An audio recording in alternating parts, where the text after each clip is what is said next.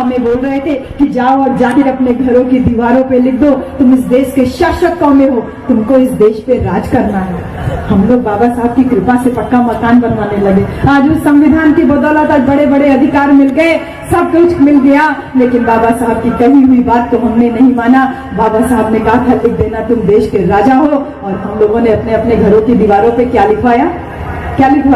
कहीं लिखवाया शुभ लाभ, कहीं अपने अपने पसंद के देवी देवताओं के नाम लिखवाया, कहीं कुछ लिखवाया, कहीं लिखवाया धन धन सतगुरु एक तू ही निरंकार एक तेरा ही सहारा। अरे जिन बाबा साहब ने सहारा दिया उनका तो कहीं नाम नहीं लिया, और जो आप लोगों के भरोसे है आप लोग इसमें सहारा ढूंढ रहे हो, यही तो हमने दिया बाबा साहब को। आज ये गौरव करने की जो बात है ना, अगर हम लोगों ने बाबा साहब की कही हुई उस बात को लिखा होता, उसको माना होता, अपने अपने घरों की दीवारों पर लिखा होता कि हम इस देश के राजा हैं, हम इस देश की शासक कौमें हैं, तो आज ये देश का प्रधानमंत्री हमारे और आपके बहुजन समाज का होता, किसी इधर उधर का नहीं है।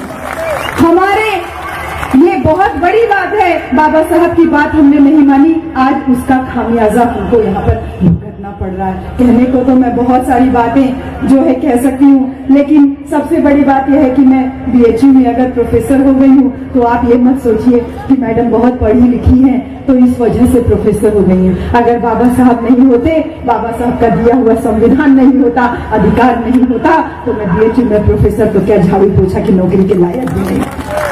ये बात आप सब लोग बहुत अच्छे से अपने मन में बैठा लीजिए। जितने बच्चे यहाँ पे आके स्टेज पे सम्मानित हो रहे थे, आप सारे लोग इस बात को बहुत अच्छे से जान लीजिए कि बाबा साहब जब छोटे से बच्चे थे, 6 साल के थे, स्कूल में जब एडमिशन के लिए उनके पापा उनको लेकर के गए तो कक्षा में प्रवेश नहीं मिला था उनको। जहाँ बच्चे जूता चप्पल उतारते थे वहाँ बाबा साहब बैठ के पढ़ाई करते थे। लेकिन जब मैं 6 साल की हुई, मुझे मेरे पापा स्कूल में एडमिशन दिलाने के लिए लेके गए तो टीचर ने बड़ी खुशी खुशी उंगली पकड़ के मुझे कक्षा में सबसे आगे बैठा दिया। ये केवल मेरे साथ नहीं, आप सब लोगों के साथ में और आप सबके बच्चों के साथ में होता है। हमारे बच्चे सबसे ज्यादा आगे जाकर के बैठते हैं पहली वाली सीट पे।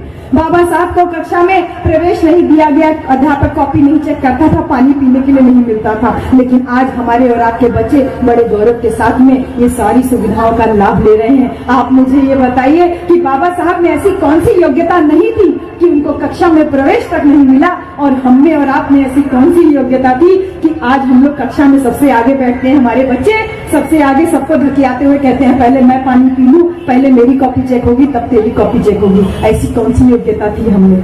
शायद आपको नहीं पता। बाबा साहब जब 10 साल के 10वीं पास किया, बाबा साहब संस्कृत पढ़ना चाहते थे, क्योंकि उन्हें इस बात का आभास हो गया था कि हमारी गुलामी का कारण इस भाषा में लिखा हुआ है, जो ये मनुवादी संस्कृति इस संस्कृत भाषा में लिखी हुई है, इसी में हमारी समस्या की जड़ है। बाबा साहब संस्कृत पढ़ना चाहते थे, लेकिन टीचर ने मना कर दिया, बोले तू अछूत है, तू संस्कृत कैसे पढ़ सकता है, वेदों का ज्ञान तो तेरे लिए जरूरी नहीं है। लेकिन जब हम संस्कृत, हमने 10वीं पास किया, आपने 10वीं पास की होगी, तो हम लोग जो जो विषय पढ़ना चाहते थे टीचर ने हमको हमारे मनपसंद विषय पढ़ने के लिए दिया। आप मुझे ये बताइए बाबा साहब में ऐसी कौन सी योग्यता नहीं थी कि उनको संस्कृत में पढ़ने दिया गया, और हमने और आप में ऐसी कौन सी योग्यता थी कि हम अपने अपनी पसंद का विषय पढ़ सकते थे।